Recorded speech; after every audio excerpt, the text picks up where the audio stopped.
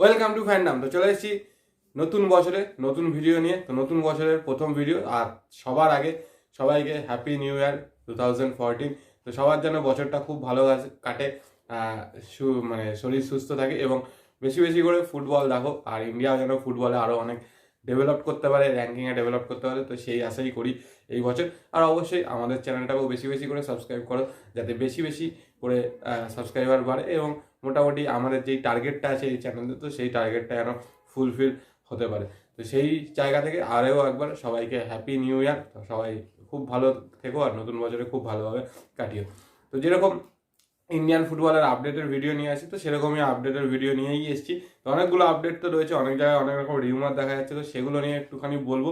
আর বাকি যা খবর আছে সেগুলো তো আমি অবশ্যই দেবো, কিন্তু তার আগে যারা এখনো অবধি চ্যানেলটা সাবস্ক্রাইব করনি, তো অবশ্যই কিন্তু সাবস্ক্রাইব করে দিও, তার সাথে বেল আইকনটা ক্লিক করে দিও রেগুলার নোটিফিকেশন পাওয়ার জন্য। আর যারা আমাদের ফেসবুক আর ইনস্টাগ্রাম পেজ দুটো ফলো করেনি, অবশ্যই কিন্তু ফলো করে নিও, ডিসক্রিপশনে লিঙ্ক দেওয়া আছে, ওখানেও কিন্তু আমরা সব রকম আপডেট দিতে থাকি।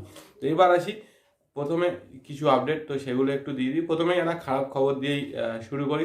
সেটা হচ্ছে রিয়াল কাশ্মীরের কর্ণধার সন্দীপ ছাত্র। তো তিনি কিন্তু হঠাৎ করে আকস্মিকভাবে পরলোক গমন করেছেন। তো ওনার আত্মার প্রতি শান্তি কামনা করে এই ভিডিওটা করছি। আর উনিই কিন্তু প্রথম একজন ব্যক্তি যিনি কিন্তু কাশ্মীরের ফুটবলটাকে এতটা ডেভেলপ করেছে, এত মানে একটা হাই লেভেল অবধি নিয়ে গেছে। কারণ ফুটবলের প্রতি ওনার একটা আলাদাই ভালোবাসা ছিল, আলাদাই প্যাশন ছিল।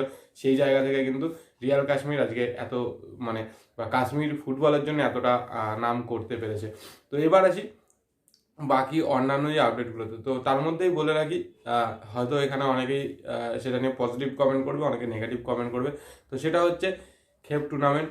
তো একটা টুর্নামেন্ট হচ্ছিল ক্যানিংয়ে। তো সেখানে কিন্তু মোহামেডানের কিছু অফিসিয়াল মানে একদম মানে এগ্রিমেন্ট করা রয়েছে এরকম প্লেয়াররা, যারা কিন্তু আই লিগেও রেগুলার বেসিসে খেলছে, তারা কিন্তু সেই ম্যাচে পার্টিসিপেট করেছিল। তাদের মধ্যে একজন সেখানে ইনজিওর্ড হয় এবং তার পাও কিন্তু ভেঙে যায়, সেটা হচ্ছে অভিষেক হালদার। তো সে টোটাল মোহামেডানের 3জন কিন্তু সেখানে খেলেছিল। তো সেই 3জনকেই কিন্তু শোকজ করেছে মোহামেডান স্পোর্টিং ক্লাবের তরফ থেকে, এবং তাদেরকে এরকম শোকজের উত্তর জানতে চাওয়া হয়েছে। তো সেইটা তো জানাবে, তারপরে কিন্তু পরবর্তী পদক্ষেপ নেবে। তো মোটামুটি যা শোনা যাচ্ছে সেই 4জনকে কিন্তু মানে 3জনকে কিন্তু সাসপেন্ডও করতে পারে মোহামেডান স্পোর্টিং ক্লাবের তরফ থেকে। আর বলে রাখি, এই টুর্নামেন্টে কিন্তু অনেক জায়গারই অনেক আই লিগের টিমেরও প্লেয়াররা খেলেছে, মানে আই লিগে এরকম বাঙালি প্লেয়ার রয়েছে, তারাও কিন্তু সেইখানে খেলেছে, সেটা কিন্তু তোমরা দেখেছো। এবং ইস্ট বেঙ্গলের রিজার্ভ টিমের কিছু প্লেয়াররা খেলেছে। তো এটা কিন্তু হচ্ছে, তো এটা নিয়ে জানি না অন্যান্য ক্লাব অফিসিয়ালরা কী ভাবছেন, তো সেটা নিয়ে। তো যাই হোক, এরপরে আসি এশিয়ান কাপের কথায়। তো আজকে তো জানুয়ারি মাস হয়ে গেল। তো আর মাত্র 10-11 দিন, তারপরে কিন্তু এশিয়ান কাপে ইন্ডিয়ার জার্নিটা শুরু হয়েছে। আর এশিয়ান কাপে স্কোয়াডটা তোমরা তো দেখেই নিয়েছো, জেনেই গেছো কী স্কোয়াড হয়েছে। মোটামুটি যেই স্কোয়াড মানে আমরা ভেবেছিলাম যে অনেক নতুন মুখ ঢুকতে পারে, তো সেরকম কিন্তু কিছু হয়নি। কোনো রকম কোনো রিস্কের পথে কিন্তু হাঁটেনি ইগো স্টিমেন। যেই স্কোয়াড নিয়ে উনি এতদিন ধরে মোটামুটি খেলে এসেছেন, যাদেরকে উনি চেনেন, যারা এই কী খেলতে পারে, কতটা কী করতে পারে, তো সেই স্কোয়াডটাকেই কিন্তু উনি নিয়ে গেছেন। যেরকম শাহ আব্দুল সামাদ ইঞ্জুরি থাকা সত্ত্বেও কিন্তু স্কোয়াডে রয়েছে, ব্র্যান্ডন ইঞ্জুরি থাকা সত্ত্বেও কিন্তু স্কোয়াডে রয়েছে। তারপরে উদান্তা সেরকম কোনো পারফরমেন্স নেই, রাহুল কেবি কোনো পারফরমেন্স নেই, তাও কিন্তু এরা স্কোয়াডে রয়েছে। ঈশান পণ্ডিতাও সেম কেস। তো সেই জায়গা থেকে একটা চেনা স্কোয়াড নিয়ে গেছে, কিন্তু এই স্কোয়াড কতটা কি করতে পারবে বা কতটা ভালো পারফরমেন্স করতে পারবে সেটাই কিন্তু দেখার। কারণ গ্রুপটা কিন্তু খুব খুব খুব টাফ একটা গ্রুপ। তো সেই জায়গা থেকে ইন্ডিয়ার যে স্কোয়াডটা তোমরা দেখেছো বা স্কোয়াডটা তোমরা নিয়েছে ইগস্ট টিমে বেছেছেন যে 26 জন, তো সেটা নিয়ে তোমাদের কি বক্তব্য অবশ্যই কিন্তু কমেন্ট সেকশনে কমেন্ট করে জানো। আর এই স্কোয়াডে তোমরা কতটা আশাবাদী এএফসি এশিয়ান কাপের জন্য, কারণ অস্ট্রেলিয়া, উজবেকিস্তান, সিরিয়ার মতো 3টে কিন্তু টিম রয়েছে। কারণ সেইখান থেকে একটা টাফ কম্পিটিশান হতে চলেছে ইন্ডিয়ান ফুটবলের জন্য। এবার আসি বাকি আপডেটগুলোতে, যেই আপডেটগুলো তোমরা মেনলি শুনতে চাও। তো সেটা হচ্ছে ইস্টবেঙ্গল এবং মোহনবাগান, কে আসছে কে আসছে না। তো প্রথমেই আসি ইস্টবেঙ্গলের কথা। ইস্টবেঙ্গলের কিছুদিন আগে মানে 30 তারিখে তো একটা মিটিং হয়েছে ক্লাব কর্মসমিতির। তো সেখানে কিন্তু তারা সিদ্ধান্ত নিয়েছে ইমামির সাথে একটা মিটিংয়ে বসবেন, বসে কিন্তু তাদের কিছু প্লেয়ার লিস্ট আছে সেটা কিন্তু দেবেন ওমেন্স টিমের জন্য, মেন্স টিমের জন্য। সেটা নিয়ে কিন্তু তারা ইমামিকে চিঠি দিয়েছেন খুব তাড়াতাড়ি মিটিংয়ে বসার জন্য। এটা তো একটা খবর। তার সাথে বলে রাখি আবার কিছু প্লেয়ার কিন্তু আসতেও চলেছে এবং কোচও কিন্তু চাইছে কিছু নতুন ইনক্লুশন টিমের মধ্যে। তো তার মধ্যে তিনি যেরকম কিছু ইয়ং প্লেয়ার, যাদের নাম তো অলরেডি শুনেছ, একটা হচ্ছে গুরকিরাজ সিং, বা ডেভিড, এদের মতো প্লেয়ার তো রয়েছে। যদি ডেভিডকে পাওয়ার সম্ভাবনা এই মুহূর্তে হয়তো নেই বললেই চলে, বাট গুরকিরাত সিংকে কিন্তু চেষ্টা করছে। এছাড়া হিতেশ শর্মা এবং নিখিল পূজারি, তো হিতেশ শর্মার 24 অবধি কন্ট্রাক্ট রয়েছে, তো সেখান থেকে কিন্তু হিতেশ শর্মাকে ট্রাই করতে পারে। নিখিল পূজারির 26 অবধি কন্ট্রাক্ট রয়েছে, নিখিল পূজারিকেও চেষ্টা করছে, কিন্তু নিখিল পূজারি বা হিতেশ শর্মা যদি এই সিজনে আনতে হয়, মানে এই উইন্ডোতে আনতে, তাহলে কিন্তু ট্রান্সফার ফিস দিতে হবে। তবে আমাদের কাছে যা খবর, দুজনের সাথেই নাকি অনেক দূর অবধি কথাবার্তা বলেছে বা কথাবার্তা চলেছে, কিন্তু ট্রান্সফার উইন্ডো সবসময় মানে স্ট্যাটিক নয়, তো যতক্ষণ না ফাইনাল ডিল হচ্ছে ততক্ষণ কিন্তু কিছু বলা যায় না।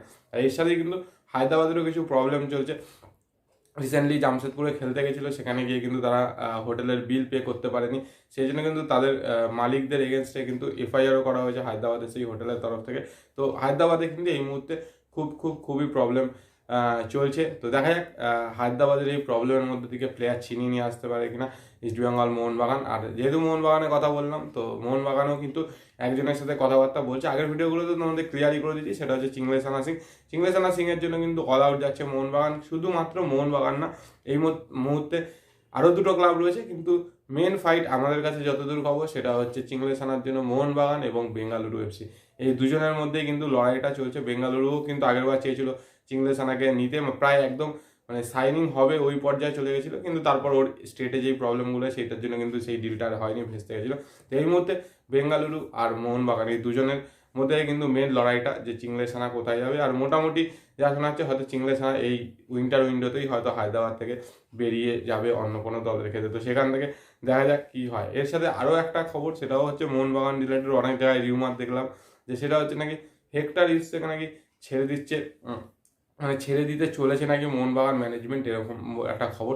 তো বলে রাখি, আমাদের কাছে কিন্তু এটা নিয়ে কোনো খবর নেই কোনো বিদেশিকে মোহনবাগান ছেড়ে দিচ্ছে কিনা। হ্যাঁ, যদি জনি কাউকো আসে, জনি কাউকো যদি মানে ফুললি ফিট থাকে, সেই ক্ষেত্রে যেই 6 জন বিদেশি রয়েছে তাদের মধ্যে কোনো একজনকে রেজিস্টার করিয়ে জনি কাউকো রেজিস্টার করাতে পারে, এইটার একটা সম্ভাবনা রয়েছে। কিন্তু এই মুহূর্তে আমার মনে হয় না হামিল বা হেক্টর উৎসে বা সাদিকু বা কামিন্স এদের মধ্যে কাউকে, সেখানে হামিলকে তো ছাড়বে না আশা করা যায়। হেক্টর উৎসে কিন্তু যথেষ্ট ভালো ডিফেন্সও সাপোর্ট দিচ্ছে এবং সিডিএম পজিশনে যথেষ্ট ভালো খেলে, সেখান থেকে একটা ভরসাযোগ্য। আর সাদিকু এবং কামিন্স দুজনেরই পারফরমেন্স সেই লেভেলের নয়, আপ টু দ্য মার্ক নয়। তো যদি চেঞ্জেস করতে হয় সেই জায়গা থেকে করতে পারে, কিন্তু হেক্টর উৎসের ছেড়ে দেবে এরকম একটা রিউমার যেটা দেখছি, আমার মনে হয় না খুব একটা বিশ্বস্ত কিছু, বা আমাদের কাছেও এরকম কোনো খবর নেই। তো সেই জন্যই কিন্তু তোমাদের সাথে শেয়ার করলাম। আর সামনেই কিন্তু সুপার কাপও রয়েছে 8 তারিখ থেকে। সুপার কাপের টেলিকাস্ট মোস্ট প্রবাবলি সোনি নেটওয়ার্কে এবং হয়তো জিওতেও দেখাবে। তো সেটা এখনও অফিসিয়ালি অ্যানাউন্সমেন্ট করেনি, সেটা তো জানিয়ে দেবো। এবং তার সাথে আরও একটা আপডেট দিদি, সেটা হচ্ছে এআইএফএফ কিন্তু রেফারিং নিয়ে যে প্রবলেমগুলো ছিল সেটা নিয়ে জন্য কিন্তু একটা মিটিংয়ে বসেছিল। সেখানে কিন্তু এআইএফএফ এর কমিটি, রেফারিদের যিনি হেড তিনি এবং ম্যাচ অ্যাক্সেসার বা রেফারি অ্যাক্সেসার যারা থাকেন তাদেরকে নিয়ে কিন্তু মিটিংটা হয়েছে। সেখানে কিন্তু আলোচনা হয়েছে যে এই প্রবলেমগুলো কেন হচ্ছে, এই সমস্যাগুলো কেন হচ্ছে, এবং সুপার কাপের সময় কিন্তু এটার উপরে খুব নজর রাখা হবে। সুপার কাপের সব ম্যাচগুলোতে টোটাল 21টা মতো ম্যাচের ওপরে প্রবলেম আছে, যেটা আই লিগ আইএসএল এর সবাই কমপ্লেন করছে। তো সেখানে কিন্তু সেইটা করা হচ্ছে এবং রেফারি অ্যাক্সেসারদেরকেও এক্সট্রা দায়িত্ব দেওয়া হচ্ছে। এবং মাঠে বিভিন্ন রকম রেফারি ডিসিশনের জন্য ক্লাব অফিসিয়ালরা অনেক রকম মানে বিহেভ করেন বা অনেক রকম প্রবলেম ক্রিয়েট করেন। তো সেগুলো যাতে নয়, সেটার জন্য কিন্তু আইএসএল এর ক্লাব অফিসিয়ালদের সাথেও কিন্তু বসবেন মিটিংয়ে, মানে কোচদের সাথে এবং অফিসিয়ালদের সাথে। এআইএফএ প্রেসিডেন্ট এবং এই কমিটিটা যেই তৈরি হয়েছে সেটাও কিন্তু আলোচনা হবে। তো এরকম কিন্তু একটা সিদ্ধান্ত নিচ্ছে। দেখা যাক এই সব সিদ্ধান্তের পরে আইএসএল এর এবং আই লিগের রেফারিংয়ের কিছু ডেভেলপমেন্ট হয় কিনা, তো সেটা তো সময়ই জানা যাবে। সামনে আবার কলিনারও আসার কথা রয়েছে ইন্ডিয়াতে, এসে তিনিও কিছু টিপস দেবেন। তো দেখা যাক আলটিমেট কী হয়। তো এগুলোই ছিল আমাদের কাছে আপডেট, যা আপডেট ছিল তো তোমাদের সাথে শেয়ার করে দেবে। তোমাদের কি বক্তব্য অবশ্যই কমেন্ট সেকশনে কমেন্ট করে জানি। আর ভিডিও ভালো লাগলে লাইক শেয়ার কমেন্ট তো অবশ্যই করে। তার সাথে যারা চ্যানেলটা এখনো সাবস্ক্রাইব করেন অবশ্যই সাবস্ক্রাইব করে দিও, তার সাথে বেল আইকনটা টিং টং করে দিও রেগুলার নোটিফিকেশন পাওয়ার জন্য। তো চলো আজকের জন্য টাটা।